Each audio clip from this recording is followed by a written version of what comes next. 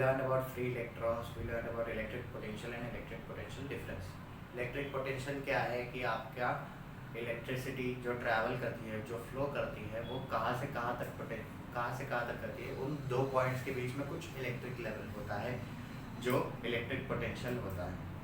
Electric potential difference is what एक point से दूसरे पॉइंट के बीच में पॉजिटिव और नेगेटिव टर्मिनल के बीच में जितना डिफरेंस निकलता है, that is the electric potential difference. Basic electric potential difference का मतलब क्या है कि एक यूनिट पॉजिटिव चार्ज को, एक पर्टिकुलर पॉजिटिव चार्ज को एक पॉइंट से दूसरे पॉइंट पे लेके जाने के लिए कितना वर्क लगा, that is the particular definition of electric potential difference. Now we learn about electric current flowing through a wire. Electric current flow through a wire, electric current and resistance and resistivity. Electric current flowing through a wire, basic analogy और थोड़ा सा relatable example आपका relay races होती है. Relay race में क्या होता है कि आपका एक ओवल ग्राउंड रहता है, उस पर सारे एक स्टार्टिंग पॉइंट पे खड़े रहते हैं.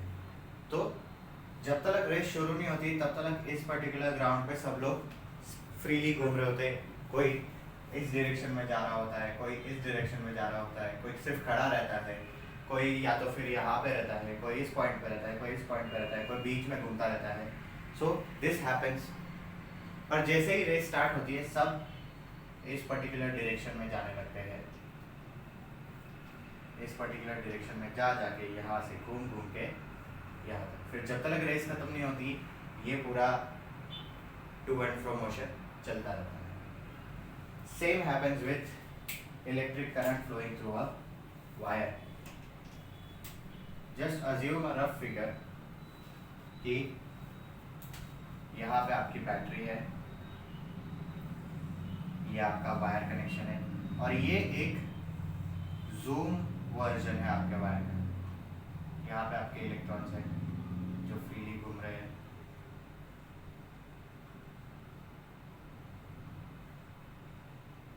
वो कैसे भी हो सकते हैं, ऐसा जरूरी नहीं है. बट जैसे ही करंट स्टार्ट होगा, ये नेगेटिव टर्मिनल है, ये पॉजिटिव टर्मिनल, जैसे ही करंट यहाँ पे स्टार्ट होना शुरू हो जाएगा, करंट इस साइड से फ्लो होना शुरू होगा क्योंकि उसको लोअर टू हायर पोटेंशियल जाना है या पॉजिटिव टू नेगेटिव जाना है, नेगेटिव टू पॉजिटिव. तो जब यहाँ से करंट स्टार्ट होगा तो करंट डेफिनेटली इतने वायर के पास से भी जाएगा. इतने वायर के पास से जाएगा तो वो डायरेक्शन कौन सा चूज कर रहा है, ये वाला. ये सारे इलेक्ट्रॉन्स एक्साइट होके इसी डायरेक्शन में जाना शुरू करेंगे. यहाँ से इलेक्ट्रिसिटी पास आउट होते जाएगी, वैसे वैसे ये पर्टिकुलर सारे इलेक्ट्रॉन्स इस डायरेक्शन में मूव होने लगेंगे और फिर बाद में यहाँ से वापस आएगा और फिर से सेम पर्टिकुलर पूरा जो करंट का फ्लो है वो यहाँ से वापस घूमता रहेगा. और जब मैं इस पर्टिकुलर चीज़ को हटा दूंगा, सप्लाई डिस्कनेक्ट कर दूंगा, तो करंट फ्लो नहीं होगा. परफेक्ट एग्जाम्पल, रेस आपकी जो थी वो क्या थी कि सारे रेसर्स को एक डायरेक्शन में भागना था. बैटरी जो यहाँ पे थी वो क्या थी कि करंट यहाँ से फ्लो होना शुरू हुआ और यहाँ से पूरा टू एंड फ्रो मोशन या एक सर्कुलर मोशन करता गया. रेसर जो है आपके इलेक्ट्रॉन्स है, इलेक्ट्रॉन्स यहाँ से फिर बाद में फ्लो होना शुरू होते हैं अपना नेगेटिव चार्ज लेकर, जो पॉजिटिव चार्ज के यहाँ से जाके जाता. रेस कब खत्म होगी, जब मैंने बैटरी निकाल दिया. इलेक्ट्रॉन्स फ्लो करना कब बंद कर दिया, जब मैंने बैटरी निकाल दिया. This is basic electric flow of current through a wire.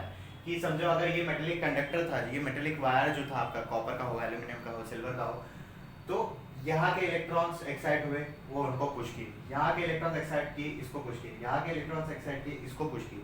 Electrons push करते जाएंगे और फ्लो आपकी इलेक्ट्रिसिटी का बढ़ता जाएगा. So electric current flows through a wire like this. Or due to the flow of this electrons, current starts to flow through the wire. This motion of electrons is irregular, but there is a definite non-zero value to their average velocity. ये flow irregular भी हो सकता है कि समझो battery 2 volt की है या बैटरी का पावर ज़्यादा नहीं है, तो स्टार्ट में वो बहुत ज़्यादा तेज़ी से फ्लो करेगा, पर ऐसा टाइम आएगा कि कभी वो स्लो फ्लो करेगा, कभी वो अचानक से फास्ट फ्लो करेगा.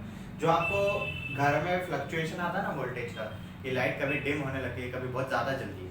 This is one type of thing कि आपका इलेक्ट्रॉन्स जो है वो नॉट नेसेसरी कि एक स्पेसिफिक स्पीड से ही फ्लो करेगा, एक स्पेसिफिक करंट से ही फ्लो करेगा, बट उसका एवरेज वेलोसिटी जो होगा वो नॉन जीरो होगा. One thing. Then there is definition of electric current. Electric current is flow of electrons through a conductor. Quantitatively, current is defined as charge passing through a conductor in unit time. If charge Q is flowing through cross section of conductor, then in time t, then current is I is equal to Q upon T. Unit of charge in SI units is coulomb is unit of charge and ampere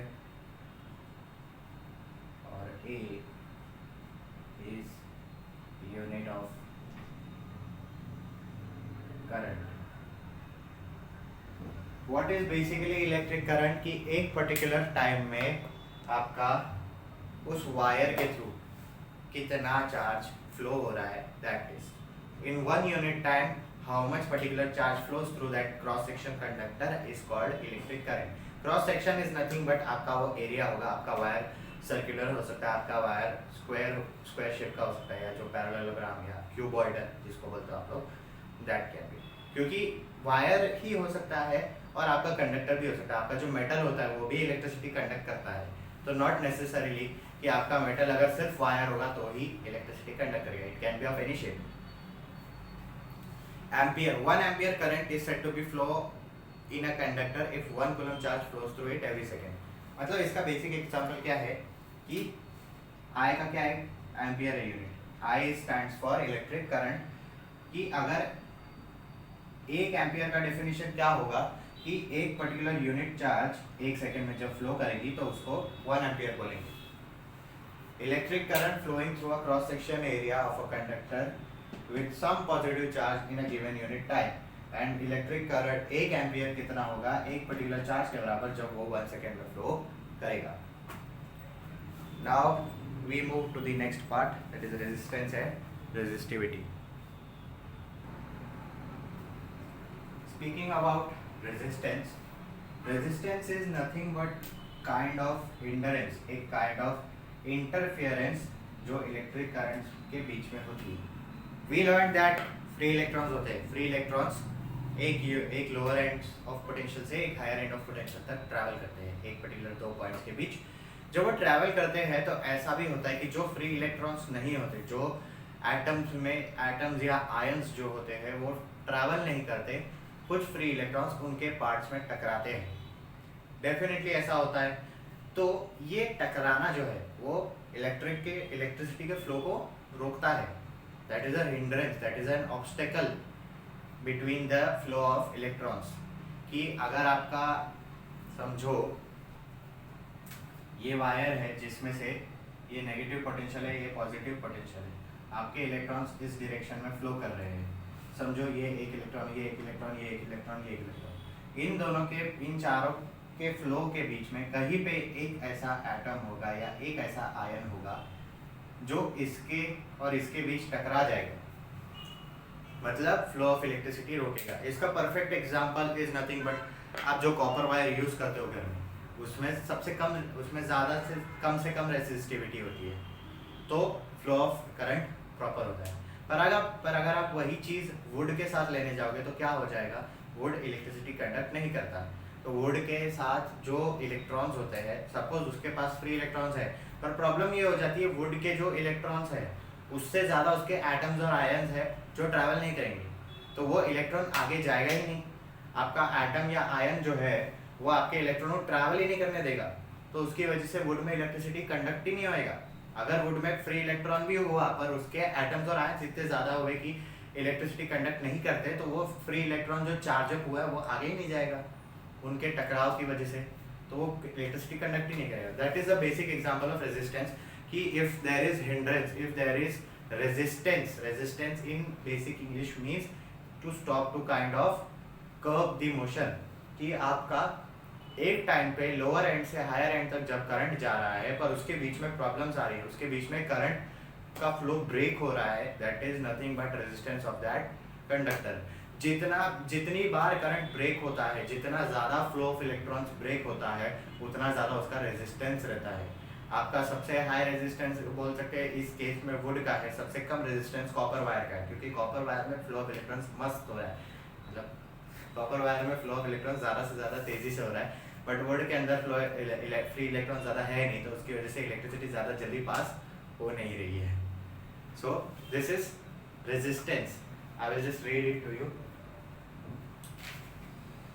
When potential difference is applied between two ends of conductor, these electrons start moving from end of lower potential to end of higher potential। मैंने आपको अभी बताया potential difference apply करोगे तो आपका lower end से higher end तलक के potential पे आपका current flow होगा। This directional motion of electron causes flow of current. Moving electrons strike the atoms and ions which lie along their path. Such collisions cause hindrance to the flow of electrons and oppose the current. This hindrance is called resistance of conductor।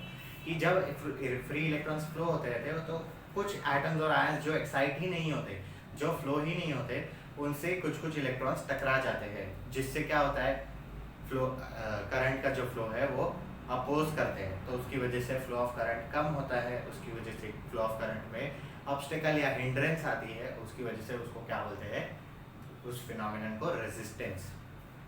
Now we speak about resistivity.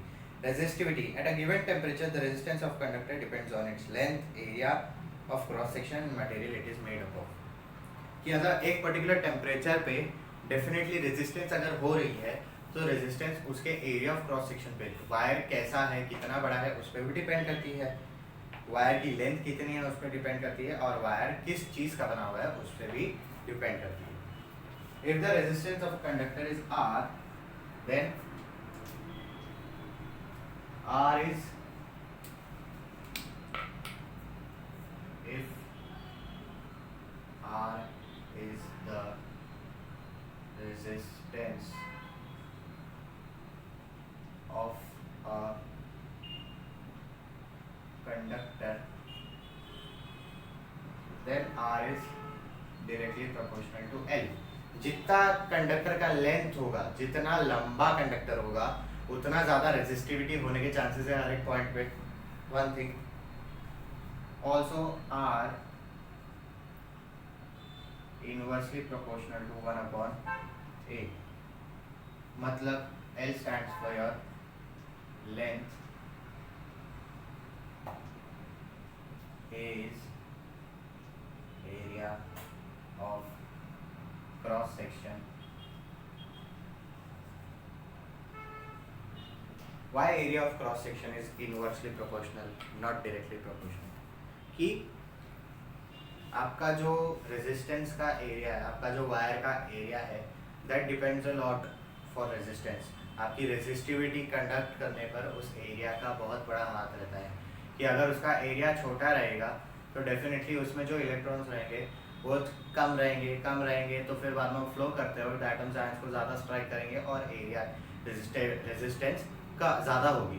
मतलब इसका perfect example आपका बोल सकते हैं कि suppose करो मैंने 10 लोगों को एक छोटे से रूम में बंद कर दिया। 10 लोगों को जब एक मैं छोटे से रूम में बंद कर दूंगा तो उनको चलना मुश्किल हो जाएगा, तो जो चलना चाहते हैं तो वो जो रुके हुए हैं उनके साथ टकराएंगे, तो डेफिनेटली चलना मुश्किल होएगा। वैसे ही एक छोटा क्रॉस सेक्शन वाला वायर रहेगा तो उसमें जो इलेक्ट्रॉन्स है वो जो ट्रैवल नहीं करते एटम्स है उनसे ज़्यादा टकराएंगे, तो अगर एरिया कम होगा रेजिस्टेंस ज़्यादा होगा, है ना। वैसे ही अगर एक बड़ा रूम रहेगा पर उसमें मैं मुश्किल से 10, मतलब एक बंगलो लगा दूँ मैं और उसमें सिर्फ 10 लोगों को रहने बोलूँ या 5 लोगों को रहने बोलूँ, वो आराम से फ्लो करेंगे, भले ही वो ज़्यादातर किसी से टकरा जाए पर वो ज़्यादा टकराएंगे नहीं, क्योंकि भाई चलने की तो बहुत जगह है। वैसे ही एरिया ऑफ क्रॉस सेक्शन अगर ज़्यादा रहेगा वायर का या कंडक्टर का, तो फ्री इलेक्ट्रॉन्स का फ्लो फ्रीली होगा या फ्लो फ्री होगा, तो उसकी वजह से इलेक्ट्रॉन ज़्यादा टकराएंगे नहीं और रेजिस्टिविटी बढ़ती जाएगी। This is one perfect example. अब आप देखोगे दोनों कंडीशन में ये डायरेक्टली प्रोपोर्शनल टू L है, ये directly inversely proportional to A है, therefore R is proportional to L/A, और फिर आपको दिया है therefore R is nothing but sigma L/A। या सिग्मा, या इसको रो भी बोल सकते हैं। Rho is constant of proportionality and is called resistivity of material. The unit of resistivity in SI units is ohm per meter. Resistivity is a specific property of a material and different materials have different resistivity. ये आपका proportionality पर था, पर जब proportionality हटानी है तो आपको कोई एक कांस्टेंट टर्म लाना पड़ेगा। तो ये जो है आपका इज रेजिस्टिविटी और इसकी unit is ohms, ohm metre. क्योंकि मीटर क्यों? क्योंकि लेंथ और एरिया है, ओम पर मीटर होना चाहिए, बट चलो ठीक है। सो ओम मीटर। और ये रेजिस्टिविटी क्या है आपकी, डिफाइन करती है कि रेजिस्टेंस कितना हो सकता है, किस बेसिस पे, आपके लेंथ ऑफ कंडक्टर और cross sectional area of conductor पे। सो रेजिस्टेंस अगर आर है तो एल और ए आपका लेंथ और एरिया ऑफ क्रॉस सेक्शन है। लेंथ पे कैसे डायरेक्टली प्रोपोर्शनल है मैंने बता दिया, एरिया पे कैसे इन्वर्सली प्रोपोर्शनल है वो भी बता दिया। अब आर जो है वो एल अपॉन ए के रेशियो पे डायरेक्टली प्रोपोर्शनल है, और इस प्रोपोर्शनैलिटी को हटाने के लिए हमने रो लाया। रो इज नथिंग बट जो आपका कांस्टेंट ऑफ प्रोपोर्शनैलिटी है, और इसको रेजिस्टिविटी कह सकते हैं। Resistivity is nothing but property of a conductor जो आपकी इलेक्ट्रिसिटी जनरेट कर सकता है, इलेक्ट्रिसिटी फ्लो दे सकता है, और हर एक मटेरियल की डिफरेंट डिफरेंट रेजिस्टिविटी हो सकती है। आज के लिए बस इतना ही। Till then take care, stay home, stay safe.